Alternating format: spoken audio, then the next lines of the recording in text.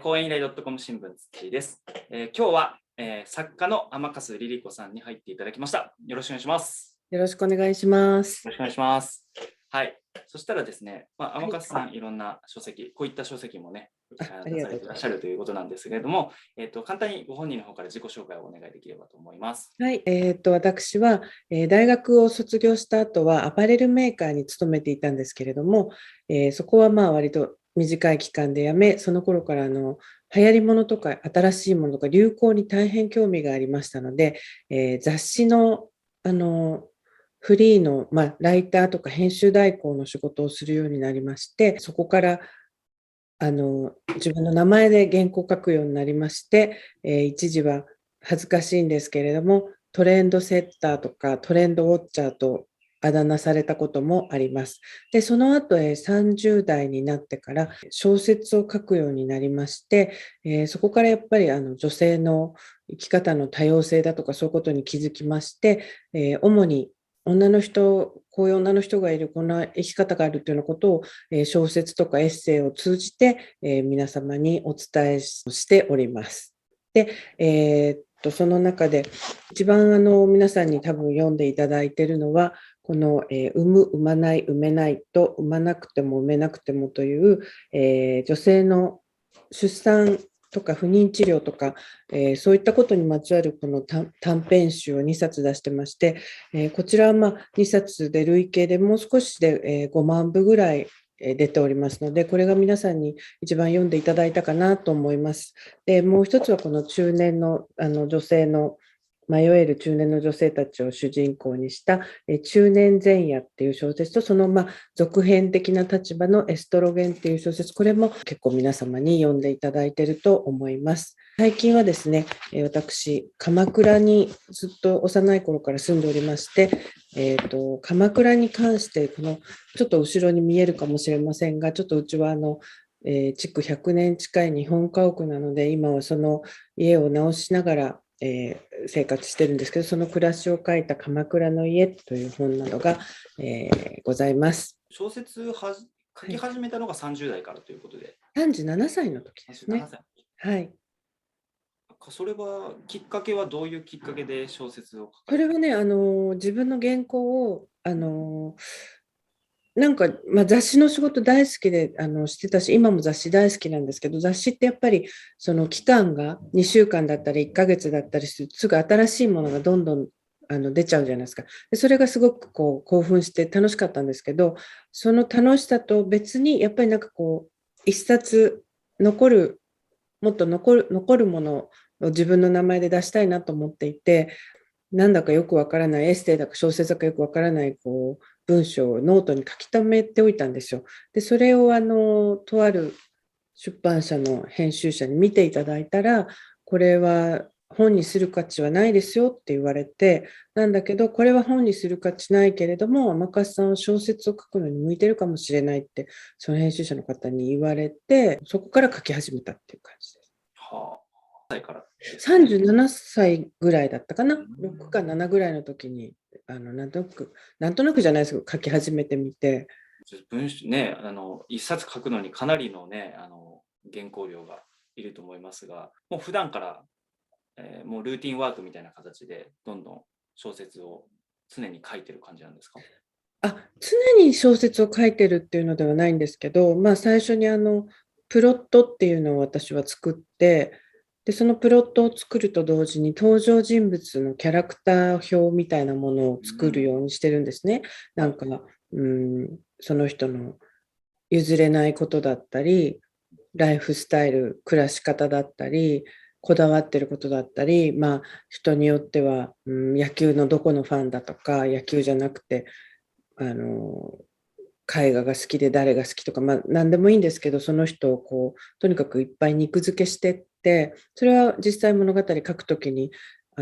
役立つこともあれば、私だけしか知らない間に終わることもあるんですけど、そのキャラクター表を作ってからプロットを書くって感じですね。で、そのプロットって要するにあらすじをなんとなく大雑把に書いて、それから書き始めるって感じです。もう前からそういうスタイルでやられてるんですか？そうですね。キャラクター表を作るようになったのはやっぱり2冊目、3冊目ぐらいやっぱり職業としてやっていこうと思い出してからですけれども、それをね、書いてるときすごい楽しいんですよ。なんかなんかこの前紹介されましたけど、この短編集、はい、いろんな登場人物が出てくるかと思いますが、その女性がなかなかこう妊娠できなかったりとかっていうそうですね。あと、私が、これから書くものでもそうなんですけど、そんなに特に子供を望んでないけれども、なんとなく世の中的に産まなくちゃ女性として責められてしまうけど、それはどうなんだろうっていうようなこともありますし、やっぱり産むか産まないかで悩んでる人、産みたいけど産めないっていうので悩んでる人とか、そういうもう本当にいろんな悩みがどうしても女性はつきまとうので、その辺を書いてますね、ずっと。でこれを出すきっかけは、もうご自身の経験からこういったものを出したいなっていう。私の経験というか、そうですね、30代の時からそのテーマにたどり着いて書いたんですけれども、私の周りで、私の世代だと、私、バブル世代っていう世代なんですけどね、その本も後で紹介させていただきますけど、私たちの世代だと、やっぱ30後半の、いよいよこの辺で産まないとなかなか生物学的には厳しいよっていう頃で、ちょうどキャリアがすごくステップアップする時期で、キャリアアップを望むか出産を望むか、どっちか選ばなきゃいけないっていうような時代だったんですよね、20年くらい前は。で、私たちの世代はそうで、その下の世代は、そういった私たちの世代を見て、早く産んどかないとキャリアアップしたいときに出産諦めなきゃいけないっていうようなことを悩み相談をされたりもして、その時に一緒に仕事してた編集者なんかみんな大体同世代の女性だったので、そんな世の中でこんなに不妊だとか出生率とかが問題になる前だったんですけど、これは私たちの切実なテーマだよねっていうことを飲みながらみんなで話してて書くことになりましたね。ちょうど雅子さまが男の子を産む、雅子さまじゃないですね、皇后がっていう時代でもあったので、そのテーマにちょっと挑んでみた。ちなみに私は結婚も出産も経験はしてません。で、特に私の場合はしたくてできなかったというより、産まないこと、結婚しないことを選んだというわけでもなく、特に望まないまま今に至るっていう感じですね。それもなかなか理解されなかったんですけどね、前はね。女の人だったら絶対に子供が欲しいはずだ。女の人だったら絶対結婚して幸せになりたいはずだっていう、圧をずっと受けながらいくので、その圧もちょっとできれば変えたいなっていう気持ちがあります。これ、いろんな登場人物が出てくるんですけど、それぞれなんか取材をしたりとかしながら作っていって、そうですね。編集者がいろいろ探してきてくださって、辛いね、不妊治療の経験のある方の話を聞いたりもしましたし、もうごく身近な友達で、やっぱり流産とか死産の経験がある友達の話もちょっと聞いたりとか、あとは男性で不妊の方の話を聞いたりとか、様々。いろんなパターンのね、お話がありましたね。最後の、部分は、その未来のちょっとお話。産まなくても産めなくてもの方の最後の、そうですね。こちらの今最後そうですね。SF っていう人もいましたけれども、近未来にこんなことが起こったらどうかなっていう感じのことをね、書きました。そういうところはそういう取材をしながら、こういうこともあり得るよねっていう。あれはね、一応ね、産婦人科のお医者様にいろいろ伺って、一応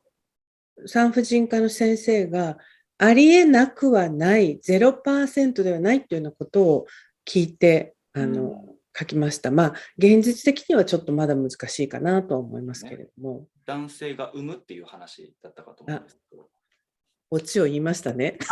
言ったらダメでしたね。いやいや、別にミステリーじゃないから、はい犯人じゃないからいいんですけど、だから、これをまあね、読むだけでも、その価値観がすごく広がるなっていう、私自身も思いましたし。ありがとうございます。うんなんか、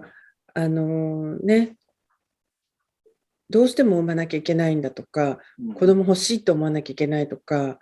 ね、そういうことからもなるほど解放されたし、男性だってほら、男性不妊になると、多分今でもまだ女性より男性の方が、あなたは子供作る能力ありませんよって言われたら、すごいショックだと思うんですよ。まあ、女性ももちろんショックだろうけど、ショックっていうか、なんで自分がっていうのを、ちょっとね、まだ情報がない分、男性の方がショックなんじゃないかな。わかんないけど。やっぱね、そういうことからこう、解放してほしい、解放されてほしいっていう気持ちはすごくあります。わかりました。で、まあ、そういった小説だったりとか、いろいろ取材をされていらっしゃる天笠さんが、講演会とかでは、はい女性の集まりだったりとか、そういったところでもお声がかかることが多いと思うんですけど、はいまあ、そういうその講演会、まあ、オンラインも含めて講演会で、天笠さんが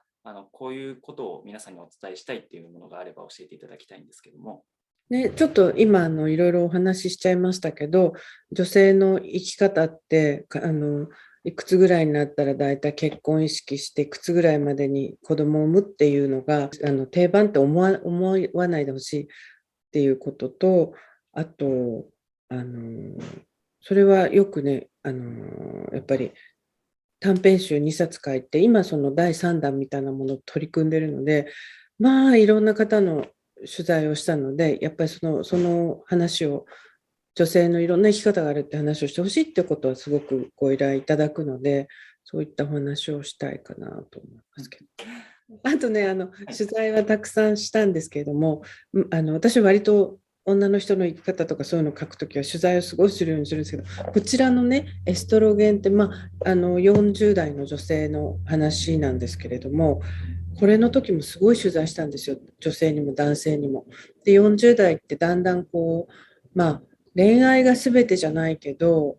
40代、50代って今みんな40代、50代中年って言われる人、60代になってもみんな若々しいし元気だし、仕事もプライベートも充実させたいと思ってる人が多いと思うんですけど、その時もすごい結構突っ込んだ、性の話なんかも聞いたりして、そしたら本当にこう皆さん若者じゃなくなってもおばさんおじさんにはなりたくない。若者とおじさんおばさんの間って日本って呼び名がないじゃないですか。なんか女の人だったらマダムっていう概念もないし、だからね、なんかね、中年の人とか今で、中年とか老年になっても新しい中年像老年像があるんじゃないかなと思って、その生き方の提案もしていけたらなと思ってます。本当これ書いた時はすごい突っ込んだ取材したんで。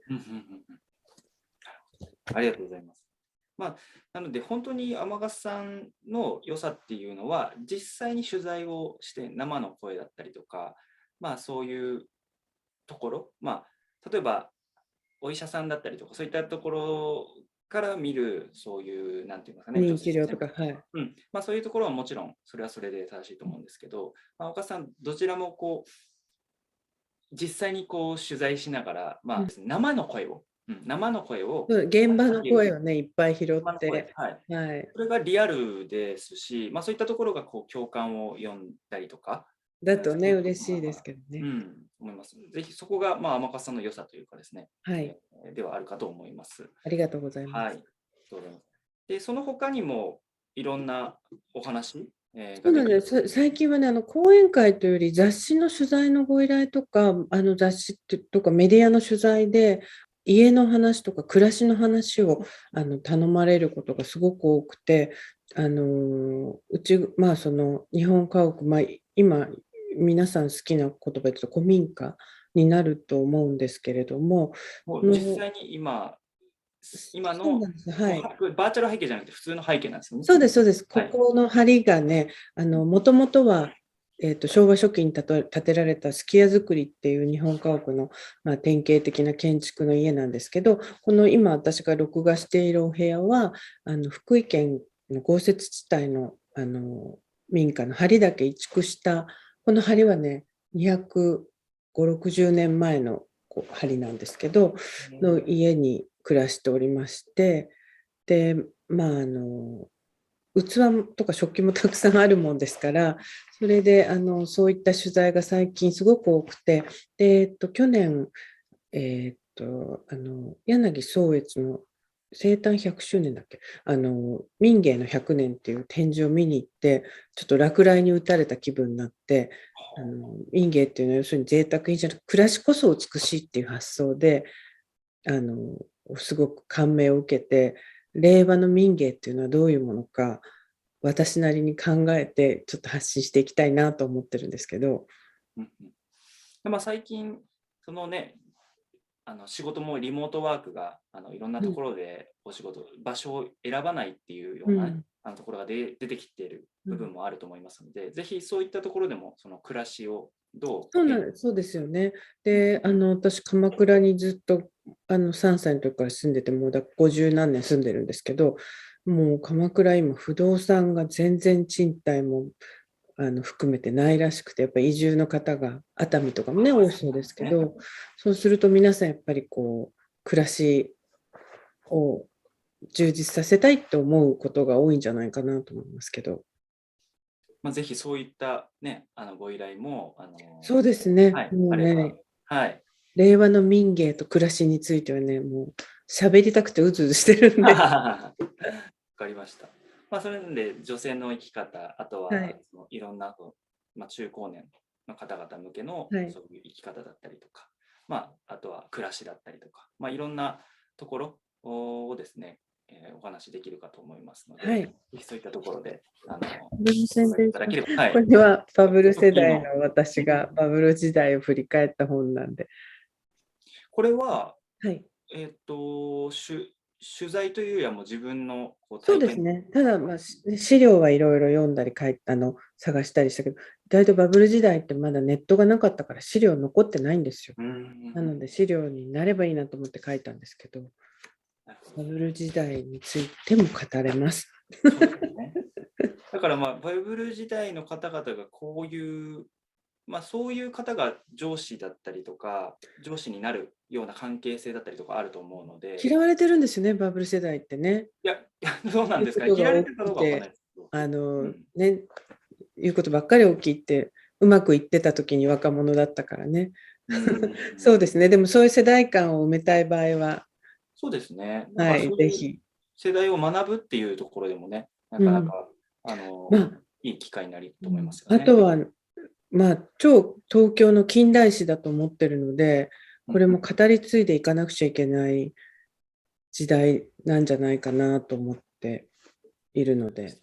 ありがとうございます。なので、実際の生の声をうん、引き出しながら、いろんなものをね、生み出していらっしゃる方なので、まあ、ぜはい。ひいろんなところでお声かけいただければと思うんですけども、はい。まあ、天勝さんの講演会を、企画検討されていらっしゃる、方々いらっしゃると思うので、ぜひ最後にそういった方に向けて一言、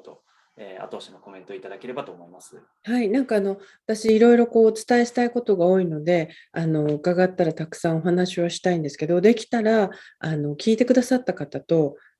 質疑応答っていうと硬くなっちゃうから、何かこう一方的にお話しするというより、何か気軽にこう言葉のこうやり取りというか、会話をしながらお話できたら、なんか、ちょっと会場を巻き込みながらね。そうそうそうはい。そう。なんかそういうふうにお話できたら楽しいっていうか、もっと記憶に残るような時間が作れるんじゃないかなと思ってます。天川さんの講演、ちょっと距離感が近く取るうん。ような場でもあると思うので、ぜひそういったところでお声掛けいただければありがそうね、たいですね。この膨大な取材を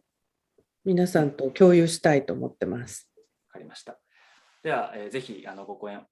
ご検討いただければと思いますので、よろしくお願いいたします。お願いよろしくお願いします。します。